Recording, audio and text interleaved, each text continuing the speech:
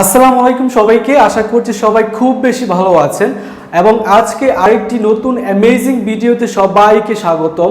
আজকে আমরা শিখব এইবল টু এর ব্যবহার, অর্থাৎ আমাদের স্পোকেন ইংলিশে কিভাবে আমরা এইবল টু এর ব্যবহার খুব সহজেই ব্যবহার করতে পারি সেই বিষয়ে আমরা আজকে এই ভিডিওতে একটা ক্লিয়ার ধারণা নিব। সো আমরা প্রথমে আছে able to, am is are able to, am is are being able to, have been has been able to, was were able to, was were being able to, shall will be able to. So dear learners, খুব ভালো করে খেয়াল রাখুন, আমি এখানে কি লিখেছি am is are able to, অর্থ হচ্ছে তে পারা। অর্থাৎ am is are able to কি অর্থ মিন করে, সেটা হচ্ছে তে পারে, তে পারে কোনো কিছু একটা কাজ করতে পারে। সেক্ষেত্রে আমি যদি এটা হচ্ছে মূলত প্রেজেন্ট ইনডিফিনিট টেন্স হিসেবে বসবে, প্রেজেন্ট ইনডিফিনিট হিসেবে বসবে।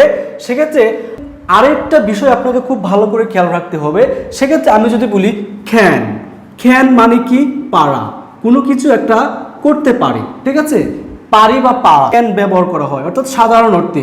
যদি এখন আমি সামর্থ্য অর্থে বোঝাই, আপনার সামর্থ্য আছে এটা করতে পারবেন, অর্থাৎ আমি করতে পারবো, সেক্ষেত্রে সামর্থ্য অর্থে আপনাকে কি বলতে হবে, অ্যাবল টু ইউজ করতে হবে। যেমন এখানে ক্যান দিয়ে যদি আমি একটা সেন্টেন্স মেক করি, যেমন হচ্ছে আই ক্যান ডু দিস, আমি এটা করতে পারি। সো আমি যদি এখন সামর্থ্য অর্থে বোঝাই যে আমি এটা করতে পারবো, I am able to do this, I am able to do this, অর্থাৎ সামর্থ্য অর্থে আমরা কি ব্যবহার করব, able to, আর সাধারণ অর্থে পারা অর্থে ক্যান ব্যবহার করব। সো আমরা এখন একটা কয়েকটি বাস্তব উদাহরণ দিয়ে আমরা এটা বুঝতে চেষ্টা করব। এখন আসুন am is are able to অর্থ কি দাঁড়ায়, তে পারে। এখন আমি যদি বলি আমি ইংলিশে কথা বলতে পারি অথবা পারবো, অর্থাৎ সক্ষম, অর্থাৎ সামর্থ্য অর্থে বোঝা, সেক্ষেত্রে আমি কি বলবো, I am able to speak in English, I am able to speak in English। এটা কি অর্থে ব্যবহার করা হয়েছে, সামর্থ্য অর্থে, অর্থাৎ আমি পারবো অর্থাৎ সক্ষম। I am able to speak English, আমি ইংলিশে কথা বলতে পারবো অথবা সক্ষম অথবা সামর্থ্য অর্থে বোঝানো হয়েছে। সো এখন আমি যদি বলি আমি পড়তে পারি অথবা পড়তে পারবো, I am able to read, আমি পড়তে পারি বা পারবো সামর্থ্য অর্থে বোঝানো হয়েছে। এখন আমি যদি বলি আমি লিখতে পারবো, I am able to write। এখন যদি বলি সে লিখতে পারবে, সে লিখতে পারবে, সেক্ষেত্রে she অথবা he অথবা she is, আমরা জানি হি এবং she হচ্ছে third person singular number, that is Y আমরা এই ইজ ইউজ করব। সেক্ষেত্রে হি অথবা she is able to write, অর্থাৎ তার সক্ষমতা অর্থাৎ সামর্থ্য আছে, সে কি লিখতে পারবে। হি অথবা she is able to write, হি অথবা she is able to speak in English, হি অথবা she is able to read, সে পড়তে সক্ষম অথবা পারবে অথবা সামর্থ্য অর্থে বোঝায়। সো আমরা এই বিষয়টা খুব ভালো করে হয়তো বুঝতে পেরেছি, আর বুঝতে না পারলে অবশ্যই আমরা টেনে টেনে ভিডিওটা আবার দেখে বুঝতে চেষ্টা করব। ওকে ডিয়ার লার্নার্স, তারপর আসুন am is are being able to অর্থ কি দাঁড়াচ্ছে, তে পারছি অথবা পারছে। কি বলেছি, am is are being able to, তে পারছি অথবা পারছি। এটা অর্থ কি মিন করে, তে পারছি অথবা পারছে। আপনি মনে করুন আমি খেতে পারছি, আমি যেতে পারছি, আমি লিখতে পারছি, সেক্ষেত্রে আপনাকে দক্ষতা বোঝাতে আপনাকে এটা ব্যবহার করতে হবে, অর্থাৎ এটা হচ্ছে প্রেজেন্ট কন্টিনিউয়াস টেন্স হিসেবে ব্যবহার করা হবে। সে কি অর্থে, প্রেজেন্ট কন্টিনিউয়াস টেন্স হিসেবে ব্যবহার করতে হবে। যেমন হচ্ছে আমার দক্ষতা অর্থে, যেমন আমি ইংলিশে কথা বলতে পারছি, so I am being able to speak in English. I am being able to speak in English. আমি ইংরেজিতে কথা বলতে পারছি। সে ইংরেজিতে কথা বলতে পারছে। তাহলে কি হবে? হি অথবা she is being able to speak English. কি বলেছি? সে ইংরেজিতে কথা বলতে পারছে। হি অথবা she is being able to speak English in English. এখানে একটা বিষয় খুব ভালো করে খেয়াল রাখবেন, দক্ষতা বোঝাতে এখানে এই being able to ব্যবহার করা হয়েছে, অর্থাৎ আপনি ইংলিশে কথা বলতে পারছেন, আপনার একটা দক্ষতা হয়েছে। সেক্ষেত্রে আমরা কি বলবো? I am being able to speak in English. আমি ইংরেজিতে কথা বলতে পারছি। হি অথবা she is being able to speak in English. সে ইংরেজিতে কথা বলতে পারছে। এখন যদি বলি তুমি ইংলিশে কথা বলতে পারছো, তাহলে কি হবে? You are being able to speak in English. আমি কি বলেছি? You are being able to speak in English. তুমি ইংরেজিতে কথা বলতে পারছো। শুধু ইংরেজিতে কথা বলতে পারছো আমি এটা দিয়ে বুঝিয়েছি।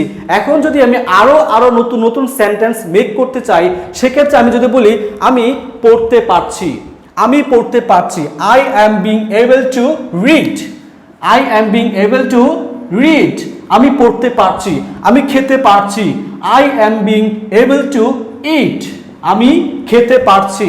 তারপর আসুন I am being able to write. আমি লিখতে পারছি। এখন যদি বলেন হি অথবা she, সে লিখতে পারছে, সে খেতে পারছে, সে পড়তে পারছে।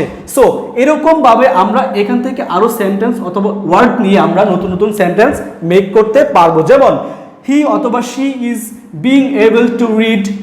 হি অথবা she is being able to eat. হি অথবা she is being able to write. সে লিখতে পারছে। তুমি লিখতে পারছো, তুমি পড়তে পারছো, তুমি খেতে পারছো। You are being able to read. You are being able to eat. You are being able to write. তুমি লিখতে পারছো। সো এটা হচ্ছে দক্ষতা করতে আপনাকে ব্যবহার করতে হবে। তারপর আসুন প্রিয় শিক্ষার্থী বন্ধুরা, এখন আসুন হ্যাভ অথবা has been able to. Have অথবা হ্যাজ বিন এবল টু কি অর্থ দাঁড়ায়? সেক্ষেত্রে আমাকে বুঝতে হবে হ্যাভ অথবা হ্যাজ বিন এবল টুর অর্থ দাঁড়ায় হচ্ছে তে পেরেছি এবং পেরেছি। মনে করুন আপনি কোনো কিছু একটা করতে পেরেছেন, যেমন ধরুন আপনি একটা কাজ করতে পেরেছেন। আমি কাজটি করতে পেরেছি। সেক্ষেত্রে আমাকে কি বলতে হবে? আমি কাজটি করতে পেরেছি। সেক্ষেত্রে আমাকে যদি ইংলিশে বলতে হয়, সেক্ষেত্রে আমরা এবল টু এর ব্যবহার নিয়ে, এটা হচ্ছে প্রেজেন্ট পারফেক্ট। সো আমরা এই প্রেজেন্ট পারফেক্ট টেন্সের অনুযায়ী আমরা কিভাবে আমি কাজটা করতে পেরেছি অথবা আমি কাজটি করতে পেরেছি সেটা আমরা কিভাবে লিখব? যেমন I have been able to do the work. আমি কি লিখেছি? I have been able to do the work. আমি কাজটি করতে পেরেছি। এখন যদি বলেন তুমি কাজটি করতে পেরেছো, তাহলে কি হবে? You have been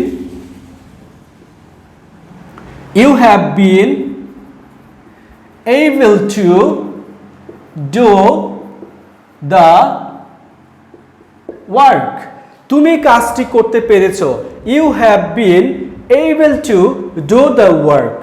এখন যদি বলেন কামাল কাজটি করতে পেরেছে, রূপা কাজটি করতে পেরেছে, সেক্ষেত্রে যদি বলি রূপা কাজটি করতে পেরেছে, রূপা অঙ্কটি করতে পেরেছে, রূপা গানটি গাইতে পেরেছে, সেক্ষেত্রে আমি যদি বলি রূপা অঙ্কটি করতে পেরেছে, সেক্ষেত্রে কি হবে? রূপা হ্যাজ। যেহেতু রূপা হচ্ছে থার্ড পারসন সিঙ্গুলার নাম্বার, সেক্ষেত্রে আমরা হ্যাজ ইউজ করবো, তো হ্যাজ বিন ইউজ করব। Rupa has been able to do the sum. Rupa অঙ্কটি করতে পেরেছে। Rupa has been able to do the sum. Rupa অঙ্কটি করতে পেরেছে। সো আমরা এইভাবে হ্যাভ অথবা হ্যাজ বিন এবল টু এর ব্যবহার করতে পারবো এবং নতুন নতুন বাক্য তৈরি করতে পারবো। ঠিক আছে, সো আমি যদি এখন বলি রূপা পড়তে পেরেছে, কামাল পড়তে পেরেছে, কামাল খেতে পেরেছে, কামাল ইংলিশে কথা বলতে পেরেছে, কামাল লিখতে পেরেছে। সো এইভাবে আমরা নতুন নতুন বাক্য একটা স্ট্রাকচার দিয়ে আমরা মেনটেন করে আরো অনেক বাক্য তৈরি করতে পারবো। তারপর আসুন এখন আসুন এবল টু এর ওয়াজ ওয়ার এবল টু, এটা হচ্ছে প্রেজেন্ট ইনডিফিনিট, সরি এটা হচ্ছে ফার্স্ট ইনডিফিনিট, ফার্স্ট ইনডিফিনিট এর ক্ষেত্রে ব্যবহার করা হয়ে থাকবে। যেমন ওয়াজ ওয়ার এবল টু এর অর্থ হচ্ছে তে পেরেছিলে বা পেরেছিলাম, তে পেরেছিলে অথবা তে পেরেছিলাম। এখন যদি বলেন আমি আগে যে একটা সেন্টেন্স মেক করেছিলাম, যেমন আমি ইংলিশে কথা বলতে পারছি, আমি ইংলিশে কথা বলতে পারবো। এখন যদি বলেন আমি ইংলিশে কথা বলতে পারছিলাম, আমি ইংলিশে কথা বলতে পারছিলাম, সেক্ষেত্রে আমরা কি ব্যবহার করব? ওয়াজ ওয়ার এবল টু, যেহেতু আমি, so I was able to speak in English, I was able to speak in English, আমি ইংলিশে কথা বলতে পারছিলাম। এখন আমি যদি আরেকটা সেন্টেন্স মেক করি, আমি দৌড়াইতে পারছিলাম, সো কি হবে? I was able to run, আমি দৌড়াইতে পারছিলাম, আমি দৌড়াতে পারছিলাম, আমি দৌড়াতে পারছিলাম। মনে করুন একটা কুকুর আপনাকে দাওয়া করেছে, সো আপনি আপনার জানের ভয়ে, অর্থাৎ আপনাকে যেভাবে কামড় না দেয়, সেক্ষেত্রে আপনি দৌড়াতে পেরেছিলেন। ঠিক আছে, আপনি দৌড়ে দৌড়ে আপনার বাড়ি পৌঁছে গিয়েছিলেন, সেক্ষেত্রে আপনি বাসায় এসে কি বললেন? যে আমাকে একটা কুকুর দৌড়াচ্ছিল এবং আমি দৌড়ে এসে বাড়ি এসে গেছি। So I was able to run, আমি দৌড়াতে পারছিলাম। যদি আপনি নাও দৌড়াতেন তাহলে কুকুরটি কি করতো? আপনাকে কামড় দিত। সেক্ষেত্রে I was able to run, আমি দৌড়াতে পেরেছিলাম। আমি অঙ্কটি করতে পেরেছিলাম, তুমি অঙ্কটি করতে পেরেছিলে। আমি খেতে পেরেছিলাম, তুমি খেতে পেরেছিলে। আমি লিখতে পেরেছিলাম, আমি লিখতে পেরেছিলাম, তুমি লিখতে পেরেছিলে। আমি পড়তে পেরেছিলাম। সো আমি যদি বলি আমি পড়তে পেরেছিলাম, I was able to read, তুমি পড়তে পেরেছিলে, you were able to read, তুমি পড়তে পেরেছিলে। I was able to read, আমি পড়তে পেরেছিলাম। You were able to read, তুমি পড়তে পেরেছিলে। সো এইভাবে কিন্তু আমরা আরো নতুন নতুন বাক্য তৈরি করতে পারবো। যেমন I was able to read, আমি পড়তে পেরেছিলাম। I was able to write, আমি লিখতে পেরেছিলাম। আমি খেতে পেরেছিলাম। I was able to eat, আমি বাজারে যেতে পেরেছিলাম।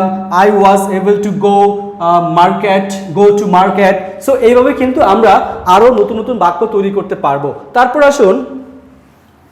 এখন আসুন was were being able to।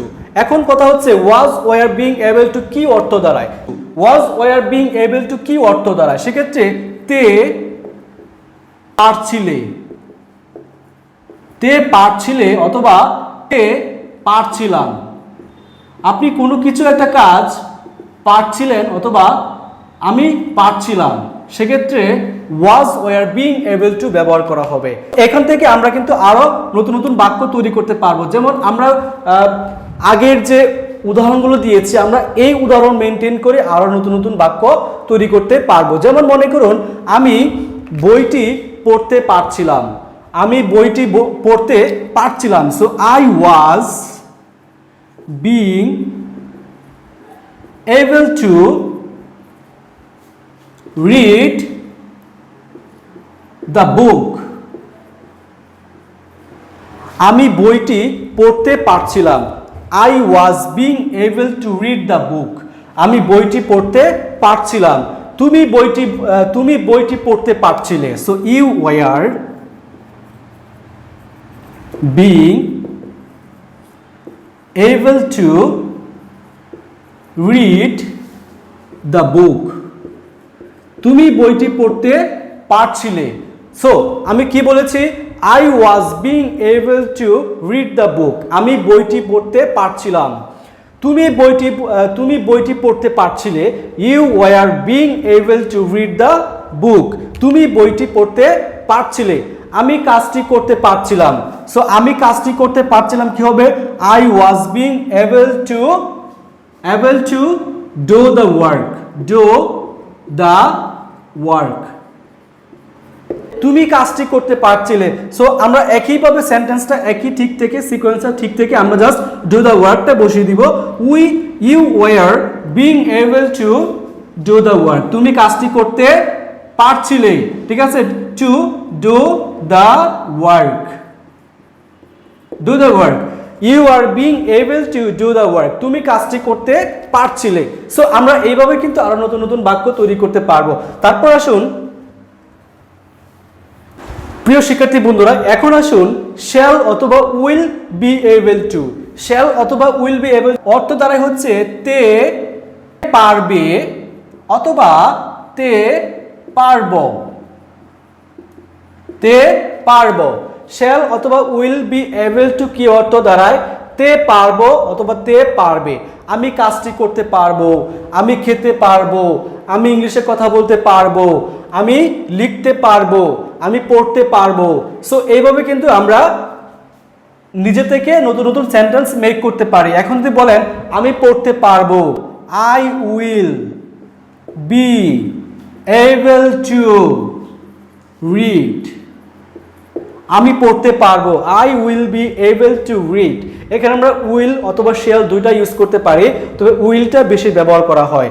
আর শেলটা হচ্ছে ব্রিটিশরা ব্যবহার করে থাকে বেশি, এবং উইলটা ব্যবহার করছে আমেরিকানরা। So I will be able to read, আমি পড়তে পারবো। I will be able to write, আমি লিখতে পারবো। I will be able to eat, আমি খেতে পারবো। I will be able to speak in English, আমি ইংরেজিতে কথা বলতে পারবো। সো আমরা এইভাবে আরো নতুন নতুন সেন্টেন্স করতে পারবো। সো আমি কি? I will be able to read, আমি পড়তে পারবো, তুমি পড়তে পারবে। You will